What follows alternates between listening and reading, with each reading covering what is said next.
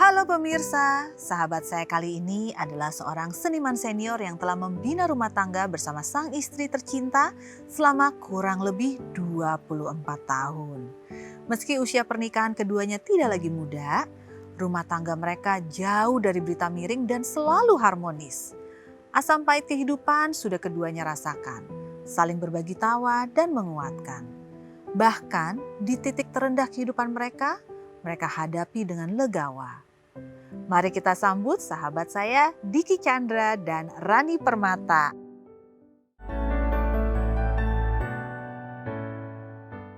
Hai Kang Diki, Teh Rani. Astaga, seneng banget sih, kita berapa tahun ya nggak ketemu ya? Lama ya. Lama banget. Saya ingat sih dulu yang cukup intens sebelum Kang Diki menjabat sebagai wakil bupati. Dulu. Dulu saya kan kebanyakan belakang layar. Ih. Tulis. Iya. Kan ya. Tapi jangan salah. Dulu 12 tahun lalu. Iya lebih kan? Iya. Makanya. Tapi jangan salah. Selalu ngerasa dirinya tuh sebagai orang di belakang layar nih ya Tarani. Tetap ganteng juga ya. Tetap. Padahal kita tahu Diki Chandra gitu kan ya. Model, catwalk, penyanyi. Bahkan sempat orang pada bilang pelawak juga. Pemain sinetron, pencipta lagu. Tapi ini yang saya kagetin nih, Terani saya juga baru tahu ya. Ternyata asal muasalnya awalnya Kang Diki bisa nyemplung ke dunia hiburan itu berawal dari ngamen, beneran? Enggak, dulu awalnya sih pada dasarnya teater sih. Awalnya kalau bicara awal jadi seni, lagi main teater jadi pengamen? Jadi teater itu di sekolah ya. Iya. Ngamen itu pas kuliah kalau nggak salah. Pas sudah nyampe Bandung karena butuh uang jajan, butuh segala macam, akhirnya di ngamen. Terus pindah ke Tanah Abang, ke Jakarta. Di Jakarta juga sama ngamen di Tanah Abang, di bus kota jurusan Tanah Abang Blok M. Ini beneran gak sih? Iya. Bener. Bahkan kalau ngamen di Tanah Abang ini setelah jadi model, karena waktu itu kan saya harus bertahan hidup di Jakarta, saya bingung, ya udah saya ngamen.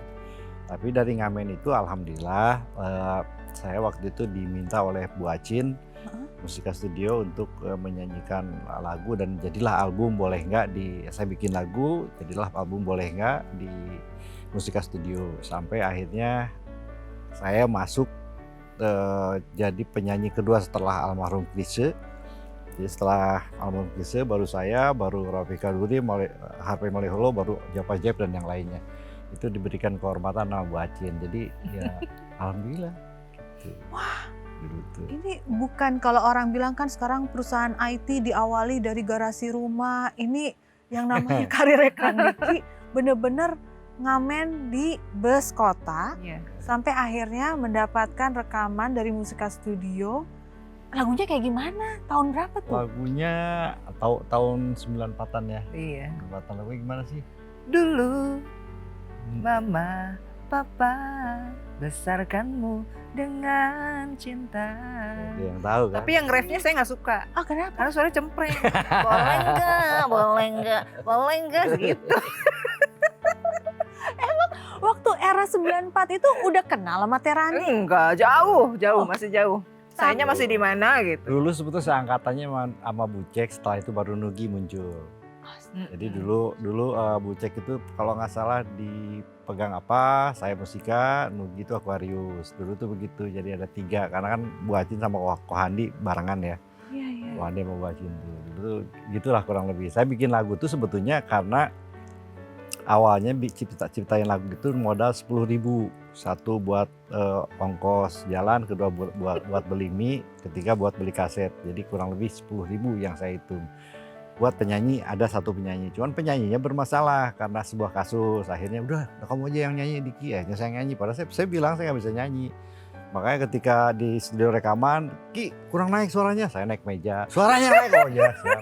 Kayak gitu kali ya. Jadi iya waktu itu kan saking jadi suaranya nggak bisa ya? nyanyi dari awal juga. Kalau bikin lagu ya oke lah gitu, masih bisa. Jadi udah maksain nyanyi. Tapi lucu ya, nih kalau bisa dilihat ya, Kang Diki itu kan kalau di depan layar ya, itu kan ada personanya gitu loh, yang menjadi pribadi yang sangat jenaka, sangat lucu gitu. Kalau tuh inget banget deh, ini awal-awal karir saya gitu ya, ada Kang Diki tuh jadi kebawa, Iya. bawa mau ikutan ceria, mau ikutan nyamber gitu kan ya. Tapi kalau misalnya udah ibarat kata nih kalau bahasa kamera tuh dari action terus cut. Nah ini nih Kang Diki langsung kalem gitu loh. Emang kayak gini ya Terani ya? Enggak. Kalau gini malah aneh saya mah. Di rumah mah, gak bisa diem. Diemnya tuh pada saat tidur. Oh malah beda Tidur banget. juga sama biasanya. Tidur juga gak bisa diem. Kadang-kadang anak istri suka mancing karena tidur saya mangap. Enggak sih, jadi kalau saya sih biasanya gitu. Kalau karena saya juga kalau Komeng bilang kan, ente ngawinin juga, nyunatin juga sih, semuanya nih bingung. Jadi saya waktu itu emang, jadi kayak gitu. Jadi terus sih. Komeng terus. Jadi kan baru kemarin syuting ya. Iya.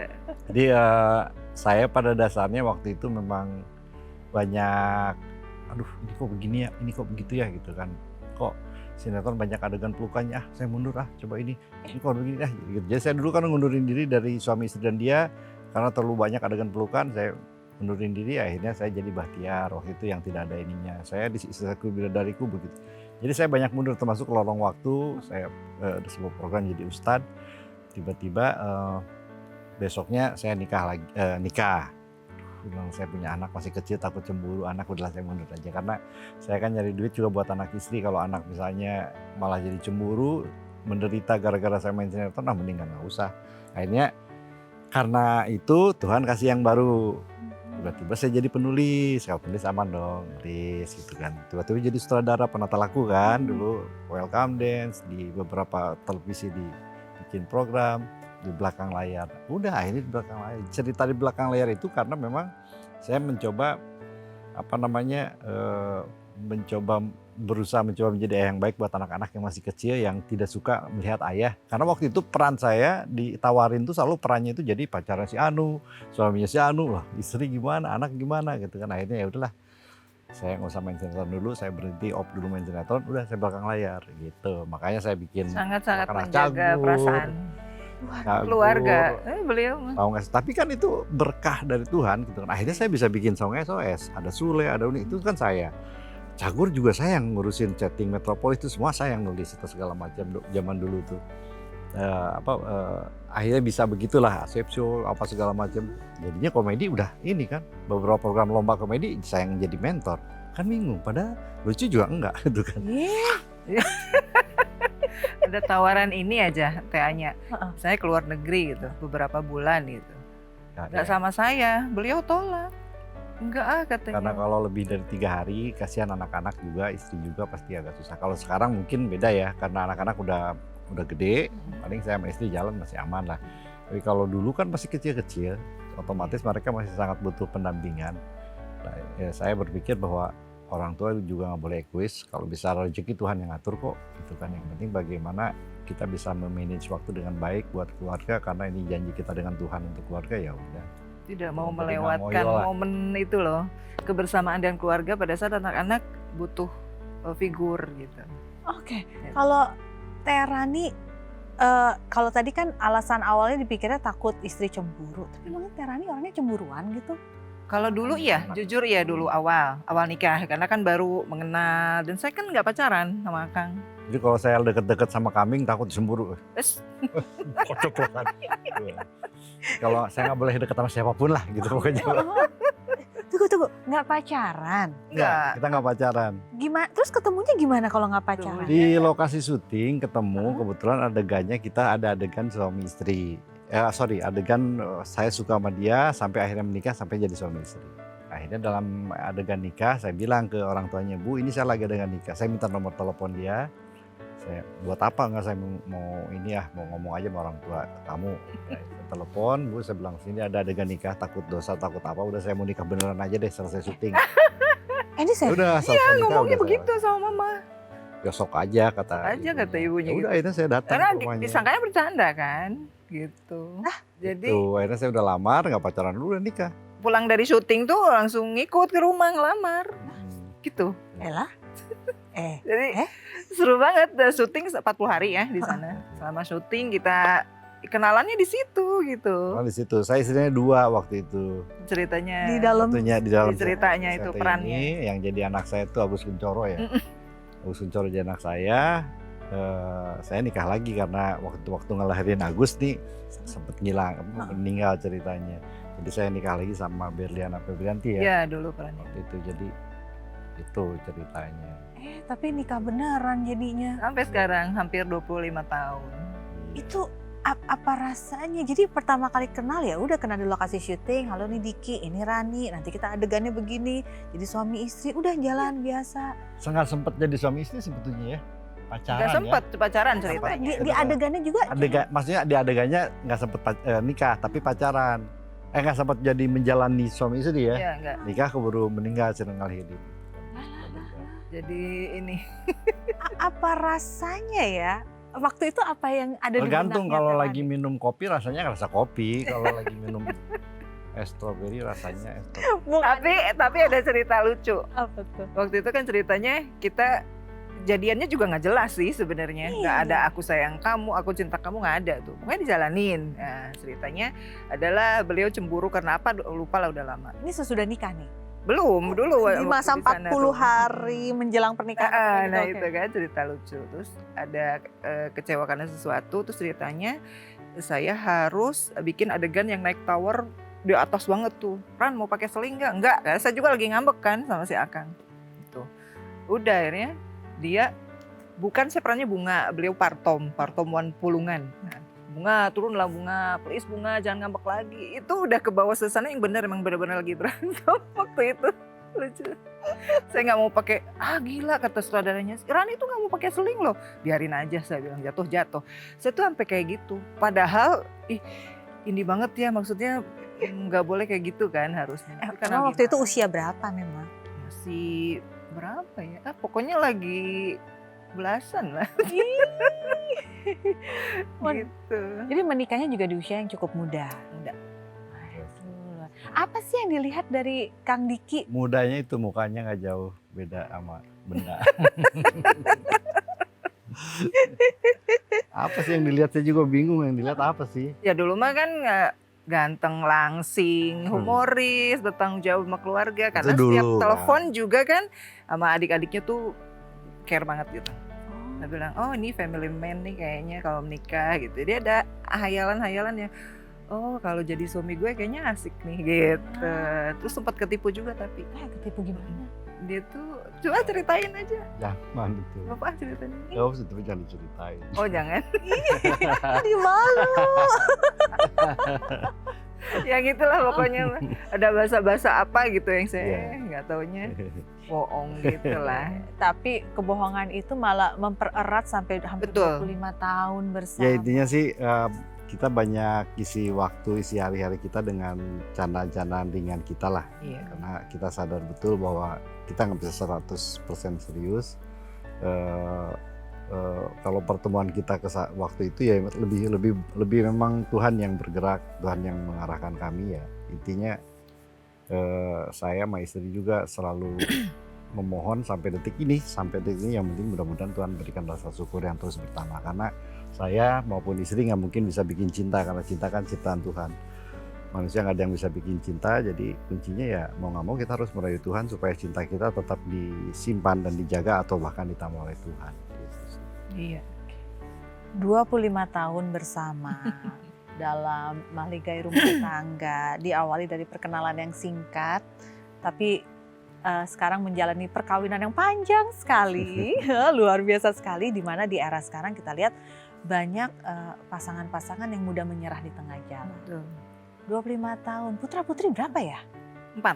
4. Wah, produktif sekali ya. 2 pasang.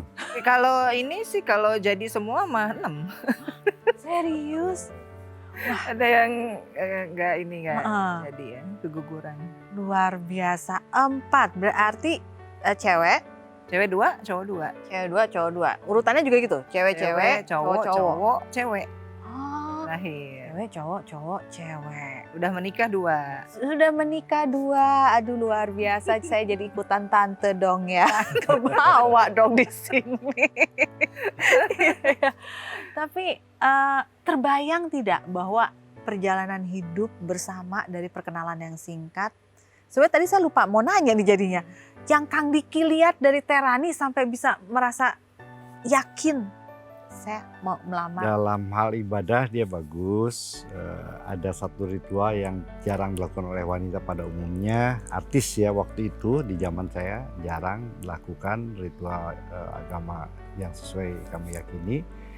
Dia melakukan itu di lokasi. Jadi kalau maghrib ngaji sampai isya, dia nggak lepas wudhu ngaji untuk sampai waktu isya. Dari situ aja saya pikir ini akan menjadi jodoh saya, karena pada akhirnya insya Allah kalau Tuhan takdirkan kita punya anak, insya Allah kan kita pasti butuh seorang bimbingan, dan guru terbaik anak itu adalah ibu, karena yang paling banyak sering bertemu dengan anak adalah ibu.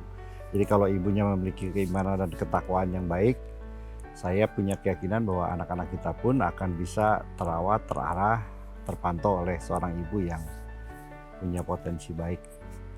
Wah, melihatnya seperti itu. Wah.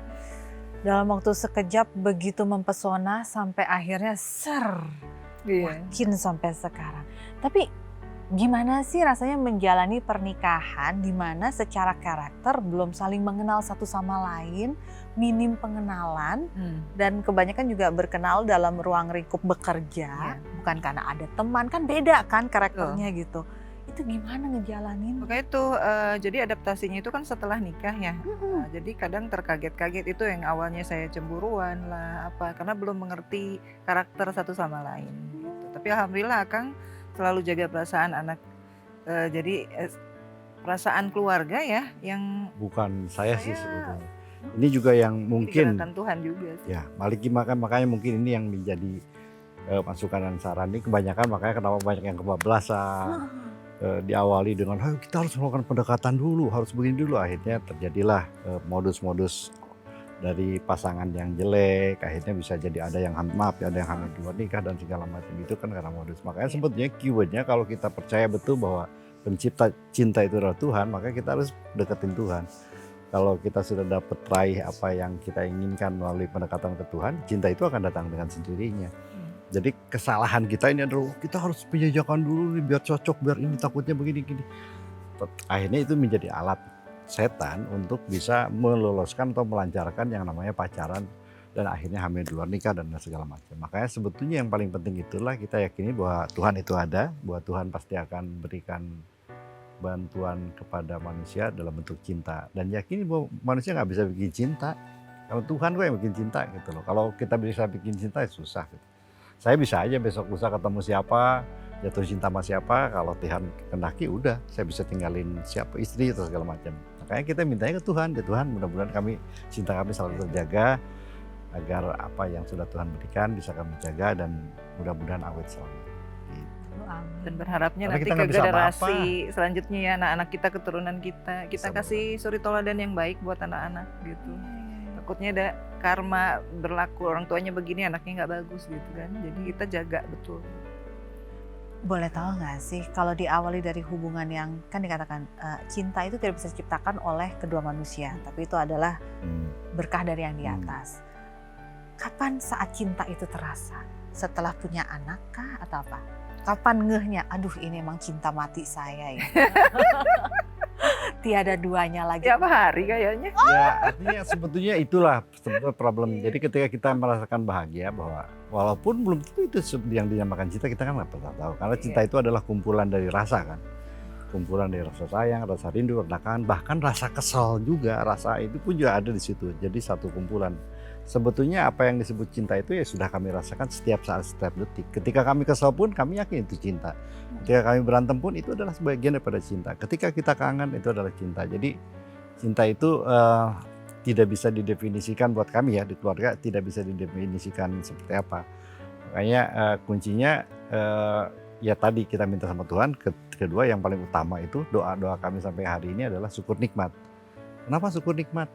Ya karena bahagia itu kan tidak muncul dari berapa besar uang yang kita miliki, tapi berapa besar rasa syukur kita atas apa yang kita miliki hari ini. Iya. Banyak pejabat yang kaya raya tapi jadi koruptor. Kenapa? Mungkin dicabut rasa syukur sama Tuhan. Banyak suami yang istrinya cantik malah selingkuh. Gitu kan. Mungkin karena rasa syukur dicabut. Maka kalau kita senantiasa minta Tuhan agar diberikan, ditambahkan rasa syukur, kita akan cukup bersyukur atas apa yang kita miliki. Wah. Setuju. Luar biasa sekali pemirsa.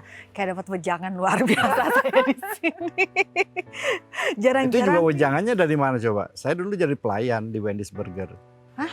Kurang lebih gaji saya itu 90.000 per hari, cleaning service Zaman 1.000 dulu waktu per hari bujangan. waktu bujangan. Saya ngeluh, ya Sempat ampun. jadi pelayan. Terus 20.000 cukup buat apa? Masih bujangan. Tiba-tiba ada yang sudah punya istri satu, anak dua, jagain kios kecil lah gitu. Tiba-tiba seginilah kotak kecil. Dia pergi, Ki, daguan sakedeung, tungguin bentar. Nah, orang apaan? Dia punya anak dua, istri satu. Saya bujangan. Tiba-tiba dia bawa duit 500 perak. Dia bahagia banget. Gope. Saya bengong nih, orang kok bahagia banget. Saya megang uang 120.000 ngeluh, padahal bujangan dia punya. Sampai rumah saya terus kebayang muka dia, bukan jatuh cinta karena laki-laki kan, gitu. Saya kan normal. Kebayang muka dia kok bahagia banget ya dengan megang uang 600 perak. Akhirnya kita ada kesimpulan bahwa ternyata bahagia itu tidak muncul dari berapa besar uang yang kita miliki, tapi berapa besar rasa syukur kita atas apa yang kita miliki hari ini. Orang bisa jadi punya A, punya B, punya C, saya cuma punya A doang. Tapi belum tentu kalau bicara bahagia, kita bahagia dengan A ini. Mereka dengan B, C, D-nya belum tentu bahagia. Orang, wah keren ya itu jadi sultan ya, artis ini banyak ini ya, ini begini. Saya kan guru, saya mentor untuk program-program TV pelawak. Sule murid saya, Rina Nose murid saya. Kalau bicara kekayaan, mungkin saya stres kalau dicabut, saya syukur sama Allah. Sule kaya raya, Rina Nose kaya raya, Maeli bukan kaleng-kaleng. Itu kan dulu supir saya, supir anak saya. Sekarang kan rumahnya penghasilannya 600 juta per bulan, segala macam. Rumahnya di perumahan mewah, elit. Kalau kalau Tuhan mencabut rasa syukur saya pasti stres. Gila, murid-murid gaya kok saya gurunya begini. Misalnya gitu kan. Saya kan pengen tuh kayak Sule, gila lu itu triliunan rumahnya gede.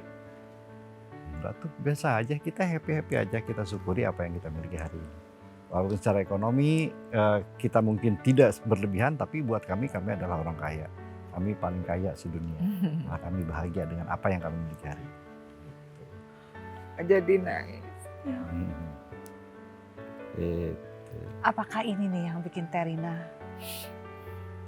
terhanyut? Teh Rani, mohon maaf, Teh Rani tuh sampai terhanyut sekali sama Kang Diki.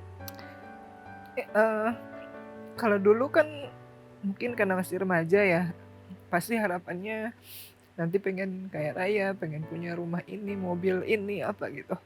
Setiap keliling dunia lah, apa pasti harapan kan seperti itu.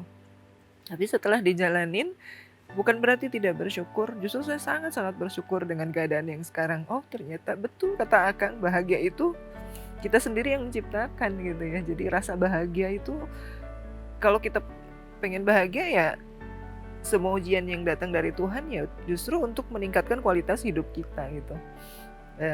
Kita nggak mungkin berhitung langsung 10, pasti kan dari 0 dulu, 1, 2, 3 dan sebagainya. Dan guru terbaik saya adalah Akang.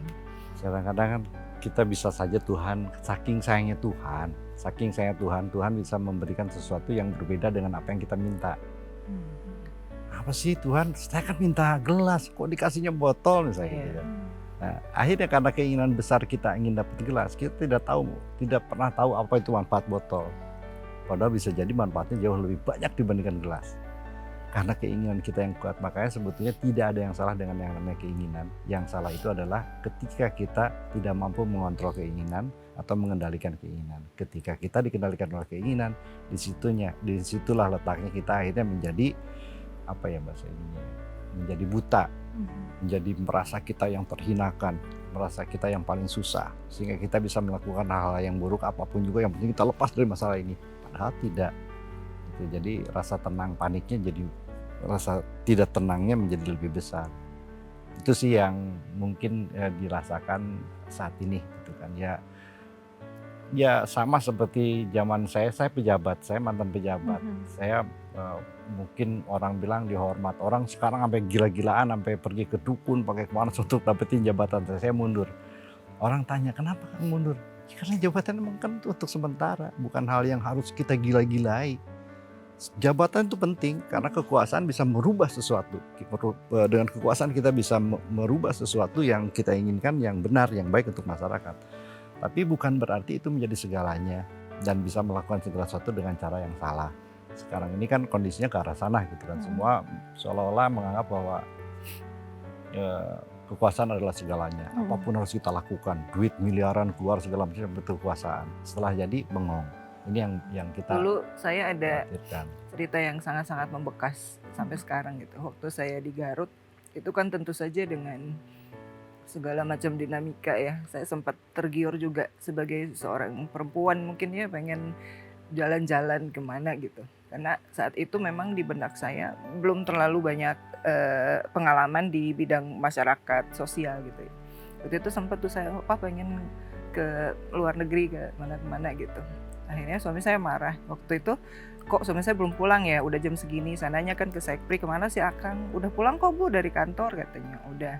Akhirnya kok sampai malam tuh nggak pulang gitu si Akang, kemana ya? Oh berarti ini ada salah saya mungkin. Tapi saya masih belum nggak kesalahan saya di mana itu. Akhirnya malam-malam banget tuh ditelepon sama ajudan beliau. Bu ditunggu sama Akang gitu di satu tempat gitu. Udah akhirnya bawa anak-anak. Akhirnya saya ke sana. Terus Akang di situ nunggu aja. Terus kami dipeluk kan semua sama anak-anak. Kamu tahu nggak apa yang kamu lakuin itu? Katanya. Sumbernya dari mana kita nggak tahu. Kamu pengen ke luar negeri. Sementara masyarakat kita banyak yang miskin di sini katanya. Kamu nggak mikir katanya. Kamu ini di sini ibu negara loh, ibu di satu daerah gitu. Kalau ibunya sendiri seperti ini, gimana masyarakat mau melihat kok kayak gini ya, katanya, ke masyarakatnya begini. Kamu mau melahirkan generasi kita nanti yang seperti ini budayanya, katanya gitu. Nggak tahu malu, katanya gitu. Akhirnya saya terhentak di situ. Oh ya Allah, oh iya bener ya gitu.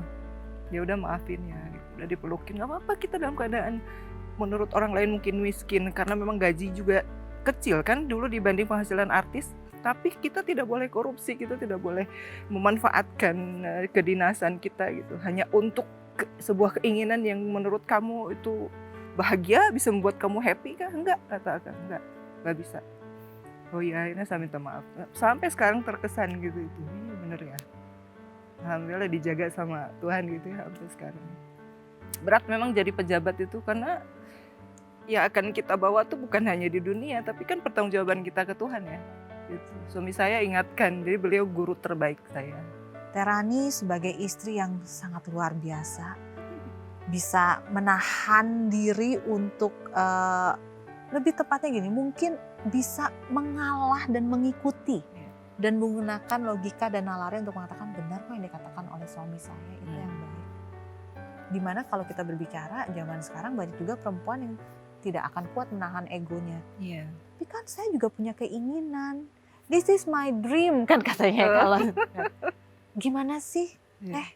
Gimana caranya bisa memiliki perasaan untuk ya saya melepas keinginan saya karena saya tahu ini lebih baik walaupun rasanya tidak lebih enak. Iya. Gimana? Ya godaan itu kan muncul dari lingkungan gitu ya, dari keinginan kita untuk yang apa ya seolah-olah itu bahagia pada sesaat, ternyata sumbernya juga yang kita nggak tahu itu betul apa enggak kayak gitu. Alhamdulillah punya suami yang senantiasa mengingatkan gitu. Dan saya harus bisa manut kepada suami karena iya saya memang sebagai seorang istri harus manut sama suami gitu.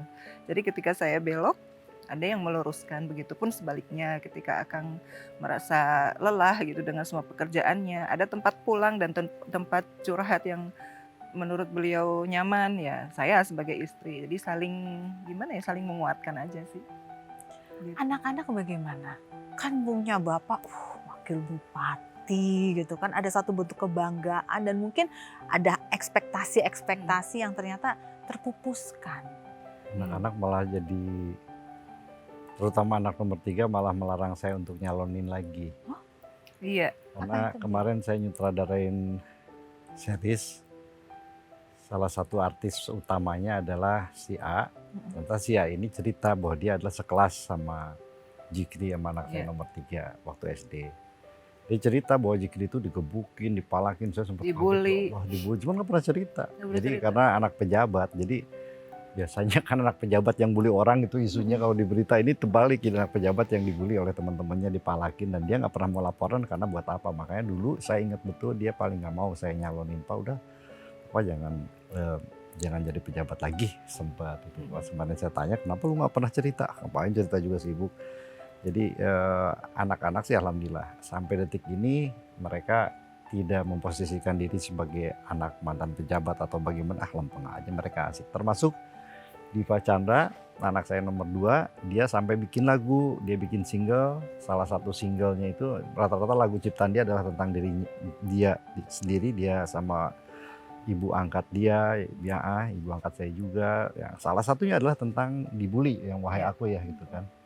Wahai Aku itu adalah ceritanya mengisahkan bahwa dia dibully dan dia ingin mencoba bangkit dari itu. Karena dia selalu merasa takut ketemu orang, introvert, jadinya di rumah mulu, jadi takut ini. Tapi saya sadar bahwa saya harus maju, maka muncullah lagu Wahai Aku yang dia ciptakan.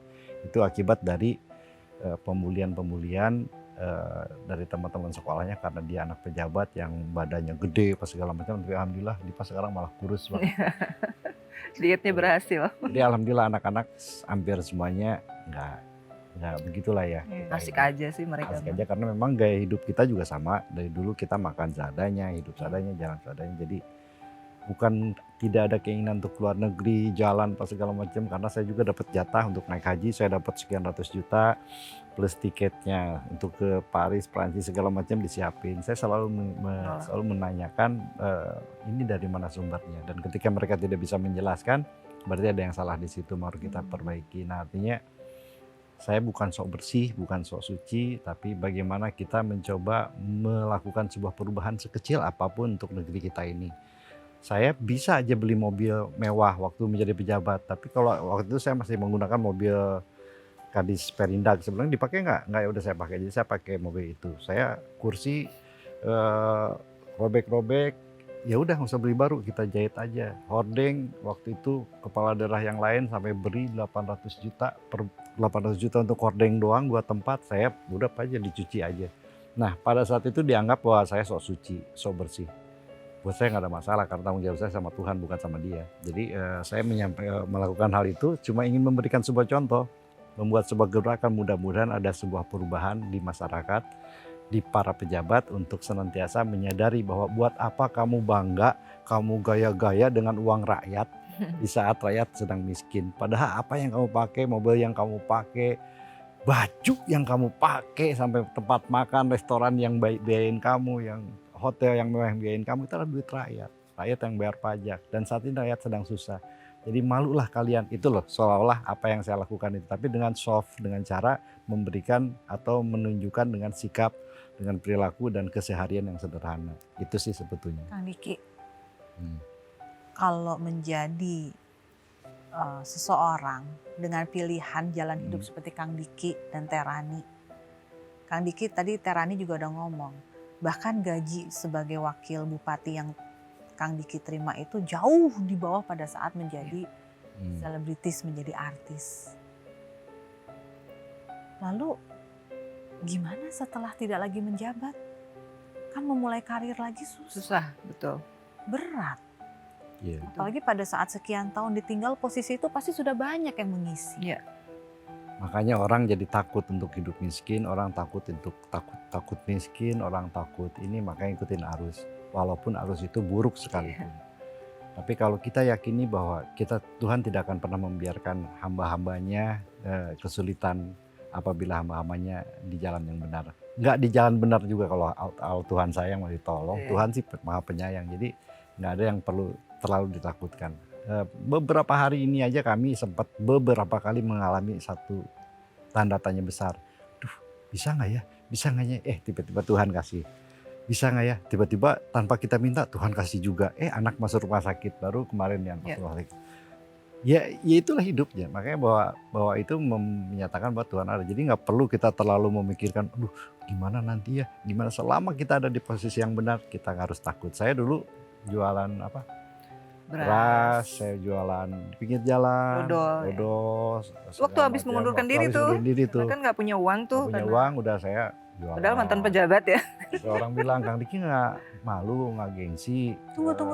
Jualan beras? Pinggir jalan, bukan di ruko, toko, nggak sanggup bayar. Jadi waktu itu di Taman Wiladatika syuting MD. MD syuting di situ, saya juga pemainnya, udah saya buka di sini. Cibubur. Saya udah ngampar di situ. Terus saya pergi syuting, tak saya jualan lagi segala macam. Mungkin penghasilannya kecil. Sempat ada yang bilang, Kang Dik nggak gengsi jualan gitu kan mantan pejabat. Tadinya gengsi, saya bilang cuman kalau dipikir-pikir gengsi lebih bahaya dibandingkan geng motor. Ya udah nggak apa-apa lah gitu kan. Ya kan orang banyak yang gengsi Iya. loh gara-gara dia sarjana apa segala macam, malu kerja bukan sarjana masa kerja begituan. Iya. Ini gengsinya ini yang kadang-kadang bisa membunuh seseorang atau menghentikan langkah seseorang. Iya. Saya harus lawan rasa gengsi itu, ya udah kita jalani. Makanya saya jadi kru lagi, jadi apa lagi. Akhirnya kan Tuhan juga yang memberikan, tiba-tiba saya jadi produser. Iya. Tiba-tiba saya produksi FTV, produksi jadi sutradara, jadi apa? Ya Tuhan yang kasih. Maaf kalau aku akan membawa lagi karena ini cerita yang benar-benar aku pribadi aja nggak tahu. Jadi pada saat Kang Diki karir sedang naik, lagi tinggi, posisi lagi bagus, memutuskan untuk menjadi seorang pejabat dari jalur independen, Ya. tidak ada partai, menang, menjabat, di tengah masa menjabatnya menemukan sesuatu yang tidak berkenan dan melawan prinsip hidup, memutuskan untuk mundur. Itu posisi keuangan keluarga Drop. seberapa drop? Terani bisa cerita? Drop. Atau banget Sangat sih. ya. Ini aja ketemu rumah 3 tinggal 1. dipanggil, Udah harus udah harus nol. sama Bu Ani Yudhoyono sampai harus naik sewa mobil yang kalau buka pintu tuh harus buka kaca dulu gitu ya. Buka kaca baru buka dari luar. Itu pun sewa lagi gitu kan. Tapi ya udah kita jalani, mau diapain. Mobil 3 tinggal 1. Kalau ditanya untuk apa ya tentu untuk kepentingan masyarakat. Karena gini ya, pada saat itu mungkin terjadi bencana alam yang seperti itu. Nah, kalau kita mengikuti prosedural gitu kan memang lama ya keputusannya, harus nunggu ini nunggu itu baru si bantuan itu datang gitu. Jadi saya itu misalnya saya mempunyai rekanan artis gitu, yuk mau nggak nih nyumbang gitu untuk dana sosial. Nanti saya yang datang ke masyarakat, saya membawa program yang membuat masyarakat lupa akan traumatisnya karena bencana alam kayak gitu. Nah, kemudian ya pakai dana-dana pribadi kayak gitu, karena mereka kalau nungguin diketok palu bantuan dari pusat ya lama dong. Tunggu, dana Bisa pribadi kelaparan. sampai jual rumah. Sampai jual Lama-lama rumah. lambat laun seperti itu, karena memang kan banyak sekali masyarakat yang butuh bantuan kita gitu. Ya makanya belum ada pendidikan politik yang baik dari mohon maaf nih dari pemerintah ke masyarakat terkait tentang penghasilan, anggaran dan segala macam. Ya mungkin sekarang udah muncul juga sekarang para caleg cerita, wah saya udah money politik habis sekian miliar. Ya, ini kan bagus, buat saya bagus gitu kan. Jujur supaya dari nol lagi, supaya ada pembenahan lagi gitu. Jangan sampai para caleg ini akhirnya tidak tahu pekerjaannya, tidak tahu penghasilannya, akhirnya nyolong-nyolong dianggap sesuatu yang wajar. Mungkin hanya pernah lihat ada misalnya orang yang sudah mewakafkan makam, tapi masyarakatnya nggak milih dia, akhirnya makamnya dicabut. Pernah dengar kan, jalan ditutup. Itu kan sudah melakukan hal money politik dan sudah seperti biasa. Padahal harusnya ditangkap orang itu. Kenapa? Iya. Dia sudah melakukan tindakan itu. Terlepas dia kalah atau menang, dia sudah melakukan tindakan itu. Harusnya ditangkap, masyarakatnya ditangkap untuk menemukan titik jerak. Ya. Tapi enggak kan, ini biasa aja kita nonton, ketawa-ketawa aja, ya ampun caleg begitu. Amplopnya Aduh. minta dibalikin lagi kan, Dia ada minta yang sampai balik. Berarti stres. kan proses Money dia politik. memberikan amplop itu kan money politik, udah Ya, melakukan boleh. pelanggaran. Tapi biasa aja tuh di Indonesia, alhamdulillah Dianggap lempeng-lempeng wajar. aja. Inilah yang akhirnya nanti, akhirnya caleg-caleg pengawas caleg itu orang-orang yang nggak benar. Kalau caranya jadi anggota dewan dengan cara yang nggak benar, berarti dia mengawasinya juga susah. Mengawasi bupati, mengawasi gubernur, mengawasi presidennya kacau. Maka potensi kong kali kong yang namanya koalisi sangat besar. Ketika presiden membuat kebijakan A yang buruk buat masyarakat, ya wakil rakyat oke aja deh, yang penting ada duitnya. Itulah menta-menta para wakil. Makanya saya sangat sedih melihat kejadian hari ini. Mudah-mudahan ke depan kita harus mulai mencerdaskan masyarakat, memberikan pendidikan politik pada masyarakat supaya memilihlah dengan hati nurani. Iya. Karena pada akhirnya para wakil rakyat itu seharusnya cerdas, memiliki wawasan, memiliki ilmu untuk bisa memantau para pemimpin dalam membuat sebuah kebijakan atau menciptakan sebuah regulasi. Harapannya mudah-mudahan di Gen Z ini nih ya, mudah-mudahan Iya, mereka ada pembaruan. ada belajar politik yang benar dengan cara yang benar gitu. Tapi yang saya tahu juga ada saat titik itu ada cobaan lagi yang mendatangi keluarga dari Kang Diki dan Terani. Anak nomor 1 terdiagnosa memiliki tumor. Sehingga harus membutuhkan biaya ekstra lagi. Ya. Padahal saat itu kondisi sampai jualan ngemper kayak begitu. Ya, Itu bagaimana? pinjam ke Sule ya waktu itu. Waktu itu pinjam ke Kang Sule, ha. Ya, artinya ya itu di situ saya menganggapnya itu Tuhan sedang menguji kita. Masih bisa melihat dari lagi segi susah. positif. Lagi Iya. susah dikasih susah lagi sampai sejauh mana kesetiaan kita terhadap Tuhan gitu kan. Mau sampai bagaimana, karena ada kalanya Tuhan mungkin merindukan doa-doa kita, tangis-tangis kita. Kayaknya kalau bisa jadi mungkin, saya nggak tahu, saya nggak bisa mengukur 100% saya bahwa akan begitu begini, begitupun istri.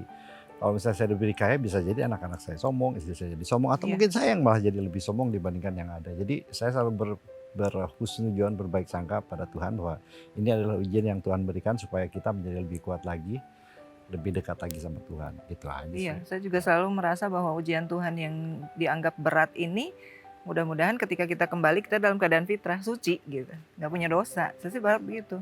Penebusan dosanya ini, mungkin kan ada dosa-dosa kita juga. Ujian-ujiannya ini juga kan ujian naik kelas kita untuk gimana kita kembali dalam keadaan yang nggak punya dosa. Pengen banget Jadi kalau masuk semakin surga banyak tanpa hisab diuji ya. dan kita sadari bahwa ujian itu bagian daripada kasih sayang Tuhan, ya mudah-mudahan kita bisa mengikis dosa, karena nggak mungkin 100% Iya, kita nggak bersih. mungkin. Mengikis dosa-dosa kita.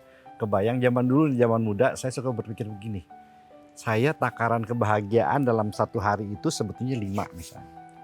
Tapi karena saya tukang pengguna cimeng misalnya itu kan, ganja, akhirnya saya ketawa-ketawa, wah, jadi yang 3 hari harusnya dapat 15, dalam 3 hari itu saya 5, bahagianya saya bisa dalam satu hari 15 bahagia bisa saya dapatkan. Maka potensi untuk mendapat ketidakbahagiaan di hari kedua dan ketiga menjadi besar. Kenapa? Saya sudah merampok kebahagiaan saya yang seharusnya 10 tahun ke depan tuh saya ambil semua dengan cimeng, dengan ganja, dengan mabok. Kita bahagia, kita happy hari ini dengan apalah itu, narkoba. Kita bahagia hanya dalam waktu beberapa jam atau 1 hari 2 hari, yang nanti masa depan kita akan menemukan penyesalan. Suatu saat kita bertanya-tanya, ya Tuhan, kenapa saya begini amat sih? Kenapa hidup saya begini? Nah lu ingat berapa tahun yang lalu kamu sudah mengambil kebahagiaan kamu dengan melakukan hal-hal yang buruk. Di saat orang bahagia dengan sewajarnya, kamu bahagia dengan tidak sewajarnya, pun dengan koruptor. Mungkin hari ini mereka bisa dengan mudah bisa mendapatkan uang ya apa segala macam, bahagia dengan keuangan mereka hanya beberapa saat. Tapi satu saat tertentu dia akan menemukan hal yang dia sendiri mungkin tidak tahu. Walaupun kita nggak bisa mendoakan orang dengan hal yang buruk. Ya mudah-mudahan para koruptor itu akan begini-begini. Bukan hak kita, itu kan hak Tuhan. Iya. Mudah-mudahan si maling itu begini. Enggak lah, itu kan bukan begitu. Kita nggak bisa memberikan menjudge seseorang begitu begini karena kita bukan hakim. Keburukannya baru kita bisa nilai. Kok kuat sih Teh? Kuat. Dengan prinsip beliau ya. Iya, luar biasa loh. Iya. Gimana caranya Teh? Ya dinamika kehidupan ya, berumah tangga terutama gitu. Ada saatnya saya nggak kuat juga dengan prinsip beliau, tapi selalu ingat bahwa kita ingatlah orang-orang yang di bawah kita seperti apa hidupnya gitu. Kita ini udah masih sangat-sangat bersyukur gitu. Jangan melihat ke atas, kalau melihat ke atas tidak akan pernah bisa bersyukur. Karena akan selalu ada tuntutan gitu, begitupun kepada suami. Pak kok istrinya si Anu begini sih, kok kita begitu. Kan, dan gak ada puasnya namanya manusia ya. Tapi alhamdulillah Akang selalu ngingetin bahwa kita hidup sederhana aja gitu. Meskipun pada saat misalnya kita punya rezeki yang besar, daripada dipakai untuk foya-foya nggak jelas gitu, mendingan untuk sesuatu yang positif aja gitu. Dari anak-anak sendiri ada pemberontakan sedikit nggak dengan pilihan prinsip hidup, dengan jalan hidup yang dimiliki oleh Kang Diki dengan Terani ini kan nggak umum. Bagus, bagus gitu, tapi dalam kehidupan nyata manusia itu kan pasti punya ekspektasi, keinginan, apalagi dengan eranya sosial media seperti sekarang. Semua orang memamerkanlah, menghadirkan keindahan-keindahan duniawi, tapi bisa memagari diri dan bisa bertahan di jalurnya. Itu gimana? Anak-anak ada protesnya nggak? Ih, nggak gitu dong gitu. Atau bagaimana? Bagaimana anak-anak? Secara umum sih enggak, cuman hal kecil aja. Contoh pernah ada satu orang kaya,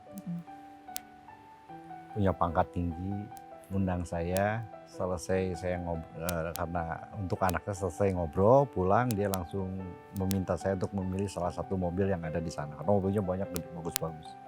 Silakan pilih. Waktu itu depan istri dan anak-anak. Saya bilang enggak, saya pulang. Dia bilang ambil aja, sok pilih aja. Saya nggak mau, tetap pulang. Akhirnya di situ tuh pertama kali istri apa, tapi protesnya juga nggak serius-serius Sambil amat. bercanda Sambil gitu. bercanda anak-anak, papa bukannya ambil aja kan, papa nggak minta dikasih. Saya juga sama. Saya jelasin ya bukan begitu, karena saya nggak mau terikat. Jadi almarhum ayah saya waktu itu meninggal dunia karena apa? Karena kurang duit, kurang lebih 200-300 ribu. Saya sedih, cuman bapak saya nanya kenapa? Papa kan pernah bilang uang 100 ribu hasil keringat dan jerih payah sendiri itu jauh lebih bermanfaat dibandingkan uang 1 juta hasil minta-minta, apalagi maling. Jadi manfaatkan 100 ribu itu dengan sebaik mungkin, kasih hasil keringat sendiri, usaha kerja sendiri. Memang ayah saya akhirnya meninggal dunia. Saya sedih, tapi ada ilmu yang diberikan pada saya oleh beliau, yaitu bahwa berkeringatlah, bekerja keraslah dengan cara yang baik untuk mendapatkan sesuatu. Kalau saya misalnya cuma dikasih cuma-cuma, nah nantinya dalam diri saya akan tercipta kultur yang meminta atau mengharapkan pemberian. Besok ketemu Anya dikasih apa ya? Besok ketemu ini dikasih apa ya? Akhirnya kita tercipta atau terpola kultur atau budaya orang yang menantikan pemberian. Padahal Tuhan sudah memberikan sesuatu berupa akal yang bisa kita pakai untuk mendapatkan ilmu. Dari ilmu kita bisa beramal.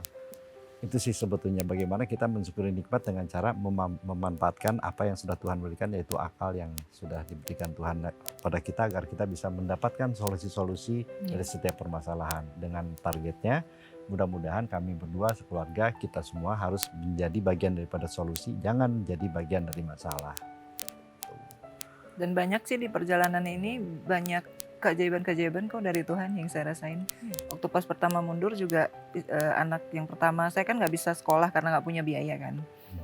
Waktu itu padahal anak saya termasuk yang pintar, ranking 1 terus gitu ya.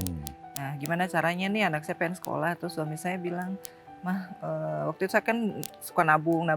Jadi prinsip akang tuh uang istri, uang suami ya uang istri juga kan gitu. Saya punya tabungan lah sedikit-sedikit di emas waktu itu. Boleh nggak papa pinjam emasnya katanya. Akhirnya saya dengan berat hati jual emas itu ke salah satu toko di Garut waktu itu. Sudah habis itu terjual. Ya ini sekian buat apa Bu kalau boleh tahu, ya buat biaya sekolah anak saya bla bla bla. Oh saya tuh ngefans banget loh sama ibu sama bapak kayak gitulah. Udah ya Bu, deal ya di agama ibu, katanya bahwa kita udah jual beli, udah sah, udah. Akhirnya pulang saya pamit, terus dia nyamperin. Si toko penjual emas itu nyamperin, Bu ini dari saya untuk ibu uang. Ya jadi yang tadi itu dibalikan lagi ke saya si emasnya itu. Katanya uang yang tadi hadiah dari saya untuk ibu. Itu keajaiban luar biasa. Itu kejadiannya pas anak saya nggak bisa sekolah. Ya. Karena dia memang alhamdulillah ranking 1 terus di sekolahnya, tiba-tiba saya nggak sanggup bayar. Satu-satunya kemungkinan, 2 sebetulnya kesempatan, yang 1 pinjam uang istri saya karena itu uangnya dia. Kedua, saya telepon kepala dinas pendidikan di provinsi karena saya kenal baik dengan dia. Saya mikir ya Allah, takutnya saya mengambil hak orang apa gimana, ya udah saya minta tolong istri aja. Akhirnya sih saya mau memberikan itu, dijual di Garut. Akhirnya anak saya sekolah lagi. Walaupun memang kosnya harus orang ada yang tahu, tim sukses saya aja baru tahu sebulan yang lalu. Hah, Indah pernah tidurnya di sini? Iya, karena saya nggak mau ngerepotin orang, saya nggak mau ini. Bahkan kepala dinas nelpon, Bapak karena saya punya uang. Saya nggak mau. Pada saat mundur tuh kepala-kepala dinas banyak yang mau ngasih hadiah.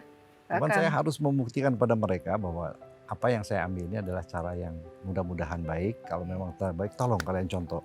Karena saya bos kalian zaman dulu kan, contoh saya bahwa nggak usah takut. Selama kita ada di jalur yang tepat, Tuhan pasti akan tolong. Jadi nggak usah cengeng, nggak usah terlalu gimana nanti selama ini kita uang kita pribadi kok, kata sampai kayak gitu ya, untuk meyakinkan ini bukan uang apa-apa, uang kita pribadi untuk hadiah akang katanya. Enggak, kata Kang Liki, gak mau. Kasih pelajaran aja gitu kan, karena hari ini Indonesia butuh pelajaran. Jadi saya kenal sama seorang aktor sutradara, Bapak Deddy Mizwar, saya sebutin aja. Bapak Deddy Mizwar kalau nonton silahkan tanggapi, boleh juga. Ketika beliau diminta jadi calon gubernur. Saya bilang Indonesia lagi butuh bapak bangsa, bukan butuh gubernur.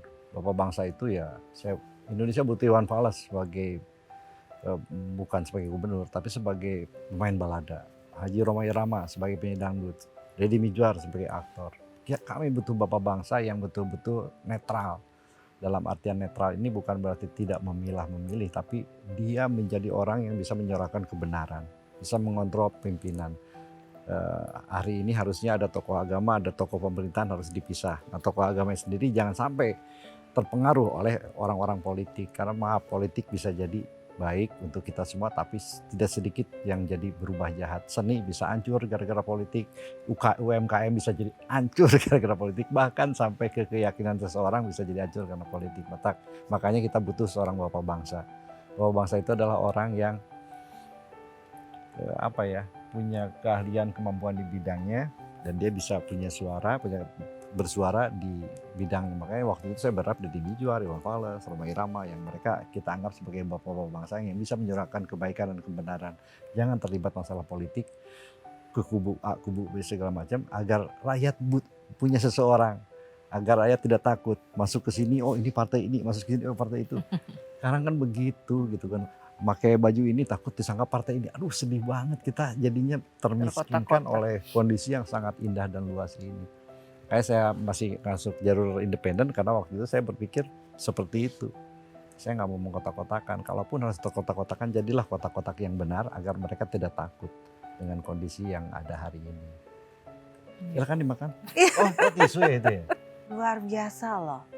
Di saat banyak hal sudah dalam genggaman Kang Diki sama Terani, saat dirasa bahwa hal yang digenggam itu bukanlah hal yang baik, bukanlah hal yang benar, Kang Diki dan Terani memilih untuk melepas semuanya. Walaupun dengan melepas itu berarti mengorbankan kenyamanan hidup yang mereka miliki. Sehingga seperti Kang Diki tadi cerita, sempat mengalami titik terendah dalam keluarga, sampai mau ketemu orang aja harus sewa mobil, pun sewa mobilnya bukan yang kondisinya bagus, kondisi yang layak jalan aja, buka pintu mesti buka jendela, dibuka dari luar. Rumah sampai kondisinya harus tinggal di rumah yang tersisa, yang harus banyak renovasi, tapi ya sudah, prinsip hidup lebih diutamakan, kebenaran dalam hidup lebih diutamakan. Terani, Kang Diki, satu hal yang saya kagumi dari pertemuan kita hari ini adalah pada saat saya melihat bagaimana Terani benar-benar hadir mendampingi Kang Diki dengan segala macam prinsip hidupnya dia, dengan segala macam pilihan jalan hidupnya. Dimana biasanya, umumnya, nggak semua orang, tapi umumnya perempuan yang memilih untuk melawan keinginan diri dan mengikuti apa yang menjadi pilihan suaminya adalah tipe perempuan yang memang harus patuh tanpa bertanya.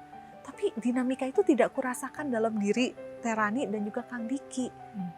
Kesetaraan itu ada. Terani bisa mengungkapkan pendapat, bisa menyuarakan apa yang ada di hatinya. Walaupun nanti ujungnya mungkin akan ada koreksi dari Kang Diki kalau memang yang diutarakan oleh Terani itu bukan sesuatu hal yang bisa dijalankan oleh itu. Tapi bagaimana gitu loh bisa menjadi sosok yang seperti itu? Apa pelajaran yang diperoleh dalam 24 tahun lebih pernikahan ini? Pelajaran berharganya ya banyak sekali, memang berat. Tapi ketika manusia mempunyai keinginan pasti Tuhan selalu kasih jalan. Itulah terutama hal-hal yang banyak sisi baiknya gitu ya, harus kita jalankan gitu. Kalau saya sih simpel-simpel aja lah gitu. Kata Akang mah, jalani hidup ini seperti air yang mengalir, udah jangan terlalu memikirkan masa depan karena itu haknya Allah, kita nggak tahu apa-apa gitu. Syukuri aja apa yang ada hari ini, seperti itu. Besok kita bisa makan ataupun tidak itu rahasia Allah. Yang hari ini kita bisa makan, kita harus syukuri. Yang kemarin itu bisa menjadi pelajaran yang berharga untuk ke depan, seperti itu. Intinya sih bukan kita harus punya common goal, kita tetap harus punya targetan masa depan. Cuma kita jangan terlalu takut tentang apa yang terjadi di depan, karena ada Tuhan. Selama jalannya benar, common goal tetap harus kok. Jadi anak-anak, saya bilang ke anak-anak bahwa common goal itu dalam artian kamu harus punya beberapa common goal dalam 3 tahun ke depan. Anak saya sekarang kelas 1 SMK, maka lulus SMK minimal ada common goal. Apa? lulus SMK-nya apa, setelah itu apa kuliah, setelah apa ada common goal yang lebih banyak, bikinlah common goal atau target-targetan akhir yang sekiranya bisa membuat kamu memberikan semangat kamu untuk maju. Kayak targetan kami berdua hari ini yang paling dekat ya sebetulnya bagaimana mencetak anak-anak kami untuk bisa menjadi anak-anak yang berprestasi di bidangnya sesuai dengan keinginan mereka, bukan keinginan kita. Saya pengen sih anak saya itu sebetulnya saya pengennya begini, tapi saya nggak pernah cerita. Biarin aja mereka menjadi diri mereka sendiri, karena yang paling indah tuh itu. Yang paling enak itu ketika kita menjadi sesuatu yang merupakan keinginan orang lain, bukan keinginan kita. Paling enak, makanya saya menyerahkan dengan anak-anak maunya gimana. Kadang-kadang ada rasa nggak sreg, tapi saya harus berusaha menserekkan diri kepada keinginan anak itu. Selama sisinya positif, nggak sreg dalam artian positif ya. Coba kalau anak gue begitu punya potensi deh, suka ngomong-ngomong, ada ikhtiar, oh dia emang nggak bisa tuh passionnya, ya udahlah. Gitu. Jadi saya nggak pernah memaksakan sampai detik ini, ya udah biar aja mengalir seperti ingus, seperti apa? Tapi ingus juga mengalir sih, cuma agak asin kan ya. Iya gitulah. Ya, itulah. Tapi bersyukurnya anak-anak semuanya juga happy aja gitu, nggak ada tekanan, nggak ada apa, karena diberikan kebebasan oleh orang tuanya memilih. Tapi yang saya lihat sejauh ini sih aman-aman aja gitu, nggak pernah yang kebawa hal-hal yang tidak baik. Kita nggak ngalamin, misalnya saya punya anak cewek, nggak ngalamin kayak orang tua yang lain. Duh, ya anak mau pacarnya kemana nih nggak pulang-pulang, nggak ngalamin karena emang nggak pacaran gitu nggak pulang. karena langsung nikah ta'aruf. Atau misalnya cowok ini kok pulang-pulang gini. Kadang-kadang sekarang Diva suka ya karena show ya. Kita suruh mereka, aduh main gaul kemana. Sampai Kita malah yang nyuruh, kok di rumah mulu sih main? jalan aja. Gitu. Main gimana? Ini baru Diva karena dia show kan. Karena dia nyanyi. Latihan band pas segala macam. Pernah saya tegur sekali, karena dia lupa. Karena tetap harus menginformasikan, Pak, aku mungkin pulang jam 1, jam 2 gini. Tetap harus informasiin, jangan sampai kita yang di rumah jadi was-was. Tetap, tapi indah sebetulnya. Ngalamin juga akhirnya gitu kan, anak pulang malam. Biasanya nggak pernah. Itu pun baru kemarin ya Diva ya. Baru ini. Jadi nggak pernah ngalamin seperti yang teman-teman lain gitu kan. Tuh anak gua kemana ya pacaran mulu, anak gua main mulu. Nggak ngalamin gitu tuh, alhamdulillah gitu kan. Kalau menjaga kemesraan berdua, ini apa sih rahasianya?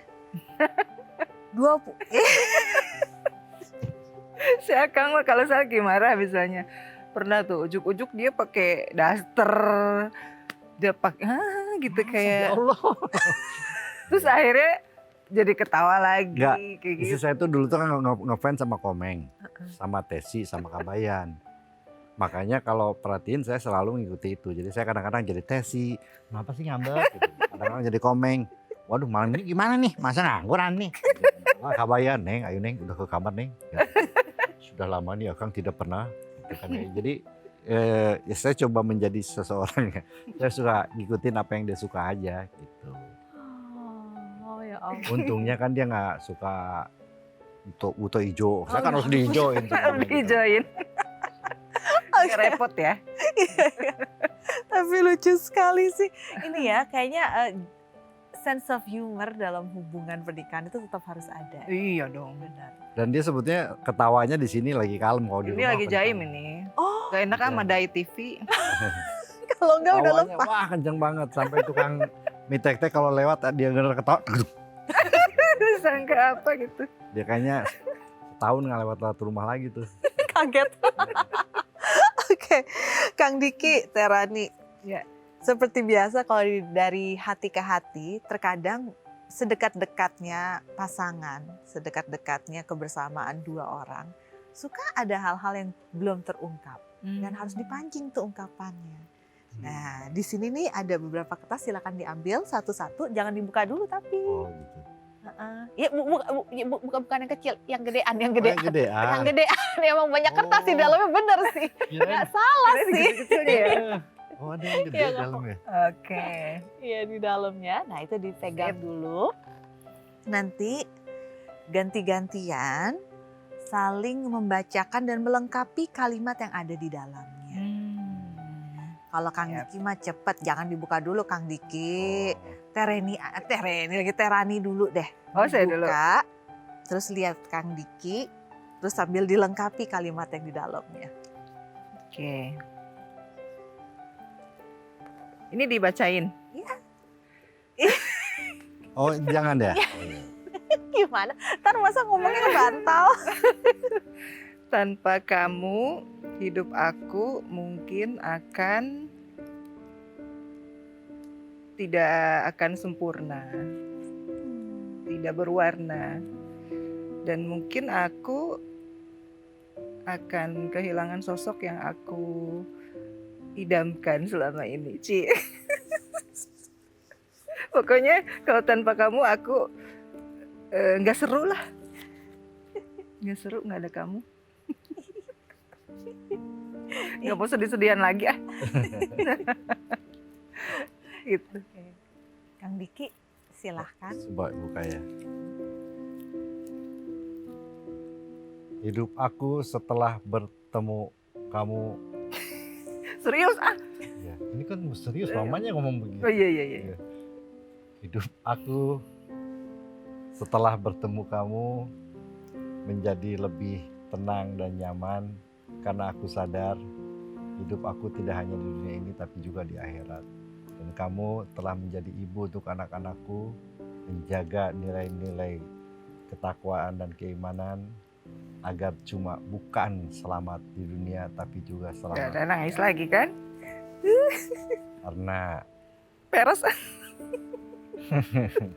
karena sebaik-baiknya hidup adalah kehidupan yang baik di dunia tapi juga terbaik untuk akhirat. Sebaik-baiknya hidup adalah juga bisa memberikan manfaat, menjadi manusia yang bermanfaat untuk orang lain. Mudah-mudahan kita berdua dan juga anak-anak bisa menjadi orang-orang yang senantiasa memberikan manfaat positif untuk orang lain.